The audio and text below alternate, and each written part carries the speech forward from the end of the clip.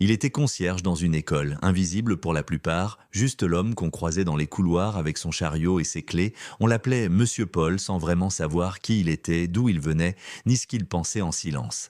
Mais chaque soir, une fois les élèves partis, il s'asseyait sur un banc vide de la cour et il écrivait. Des pages entières, des pensées, des idées, des souvenirs. Personne ne savait qu'il avait été prof de littérature avant de tout perdre, dans un accident, dans une suite de mauvaises décisions, dans une époque où on ne vous donne pas toujours une seconde chance. Il n'en parlait pas parce que ce n'est pas dans son style de se plaindre. Il avait appris à faire avec, à faire mieux, avec moins. Il écrivait parce qu'il avait besoin d'exister quelque part, même si c'était dans un cahier qu'il cachait sous son lit. Et un jour, une prof l'a surpris, assis, en train de relire ses pages, et elle lui a demandé timidement ce que c'était. Il a hésité, puis lui a tendu son carnet, elle l'a lu, elle a pleuré, elle a envoyé ses textes à une maison d'édition.